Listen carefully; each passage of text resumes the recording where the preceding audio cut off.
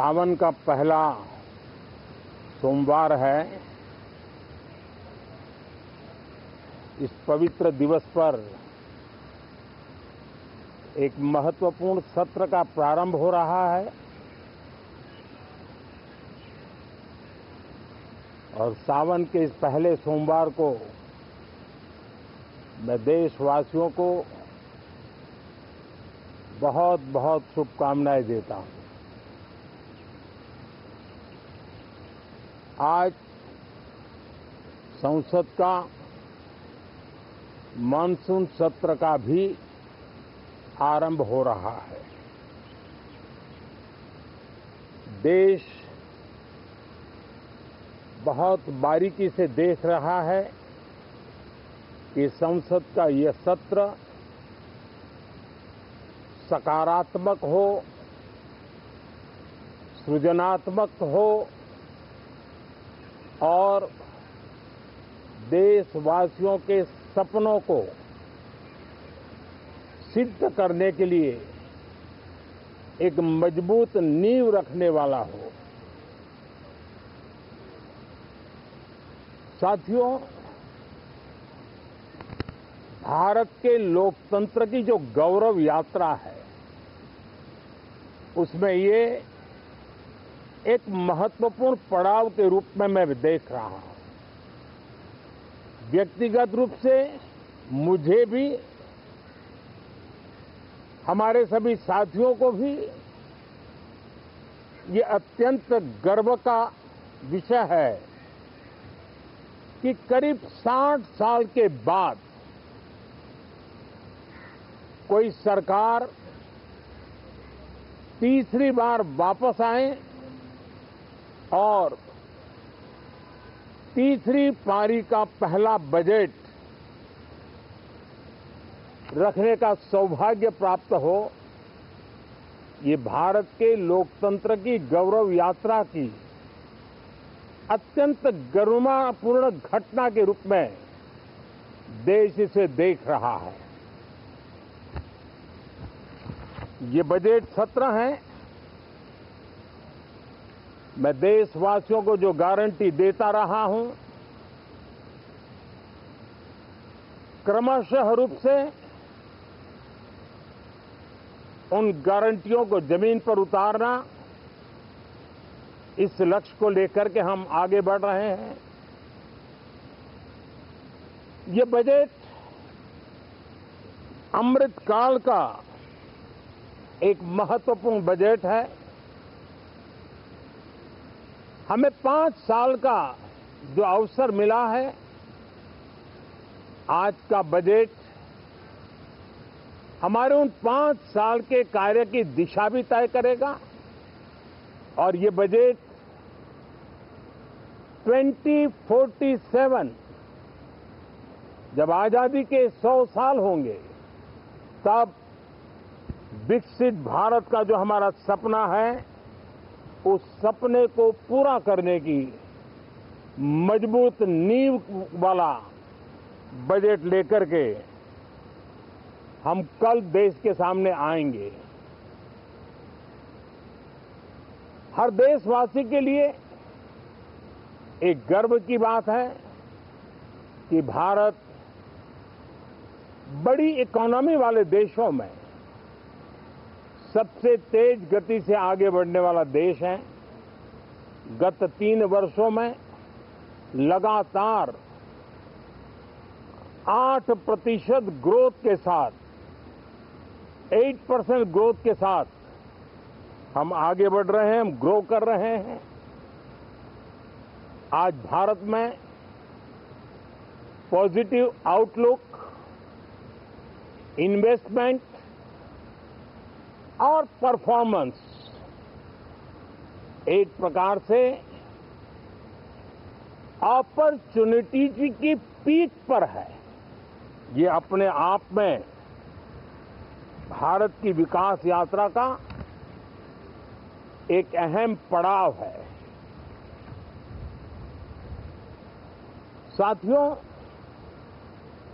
मैं देश के सभी सांसदों से, किसी भी दल के क्यों न हो, मैं आज आग्रहपूर्वक कहना चाहता हूं कि हम गत जनवरी से लेकर के हम लोगों के पास जितना सामर्थ्य था, उस सामर्थ्य को लेकर के जितनी लड़ाई लड़नी थी लड़ ली। जनता को जो बात बतानी थी बता दी। किसी ने राह दिखाने का प्रयास किया, किसी ने गुमराह करने का प्रयास किया, लेकिन अब वो दौर समाप्त हुआ। देशवासियों ने अपना निर्णय दे दिया। अब चुने हुए सभी सांसदों का कर्तव्य है, सभी राजनीतिक दलों की विशेष जिम्मेवारी है कि हमने दल के लिए जितनी लड़ाई लड़नी थी लड़ ली। अब आने वाले 5 वर्ष के लिए हमें देश के लिए लड़ना है, देश के लिए जूझना है, एक और नेक बनकर के जूझना है। मैं सभी राजनीतिक दलों से भी कहूंगा कि आइए हम आने वाले 4 साढ़े 4 साल दल से ऊपर उठ करके सिर्फ और सिर्फ देश को समर्पित होकर के संसद के इस गरिमापूर्ण मंच का हम उपयोग करें। जनवरी 29 जब चुनाव का वर्ष होगा, आप उसके बाद जाइए मैदान में, सदन का भी उपयोग करना है कर लीजिए। वो 6 महीने जो खेल खेलने खेल लीजिए, लेकिन तब तक सिर्फ और सिर्फ देश के गरीब, देश के किसान, देश के युवा, देश की महिलाएं, उनके सामर्थ्य के लिए, उनको एम्पावर करने के लिए जन भागीदारी का एक जन आंदोलन खड़ा कर करके 2047 के सपने को पूरा करने के लिए हम पूरी ताकत लगाए। मुझे आज बहुत दुख के साथ कहना है कि 2014 के बाद कोई सांसद 5 साल के लिए आए, कुछ सांसदों को 10 साल के लिए मौका मिला, लेकिन बहुत से सांसद ऐसे थे जिनको अपने क्षेत्र की बात करने का अवसर नहीं मिला, अपने विचारों से संसद को समृद्ध करने का अवसर नहीं मिला, क्योंकि कुछ दलों की नकारात्मक राजनीति ने देश के संसद के महत्वपूर्ण समय को एक प्रकार से अपनी राजनीतिक विफलताओं को ढांकने के लिए दुरुपयोग किया है। मैं सभी दलों से आग्रहपूर्वक कहता हूं कि कम से कम जो पहली बार सदन में आए हैं, ऐसे बहुत बड़ी संख्या में हमारे माननीय सांसद हैं और सभी दल में हैं, उनको अवसर दीजिए, चर्चा में उनके विचारों को प्रकट करने का मौका दीजिए, ज्यादा से ज्यादा लोगों को आगे आने का अवसर दीजिए। और आपने देखा होगा कि पार्लियामेंट के नए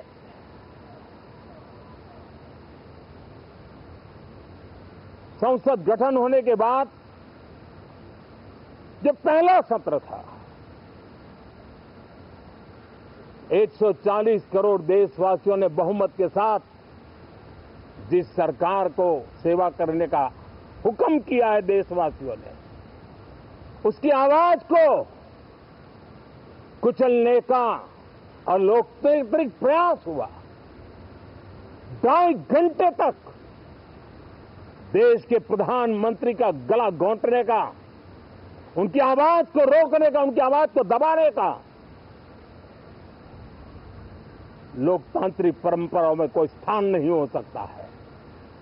और इसका कोई पश्चाताप तक नहीं है, दिल में दर्द तक नहीं है। मैं आज आग्रहपूर्वक कहना चाहता हूं, देशवासियों ने हमें यहां देश के लिए भेजा है, दल के लिए नहीं भेजा है।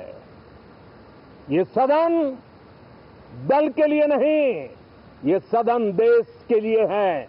ये सदन संसदों तक की सीमा तक नहीं है, 140 करोड़ देशवासियों की एक विराट सीमा करके ये लिए है। मैं विश्वास करता हूं कि हमारे सभी माननीय सांसद पूरी तैयारी के साथ चर्चा को समृद्ध करेंगे। कितने ही विरुद्ध विचार होंगे, विरुद्ध विचार बुरे नहीं होते हैं, नकारात्मक विचार बुरे होते हैं। जहां सोचने की सीमाएं समाप्त हो जाती है, देश को नकारात्मकता की जरूरत नहीं है। देश को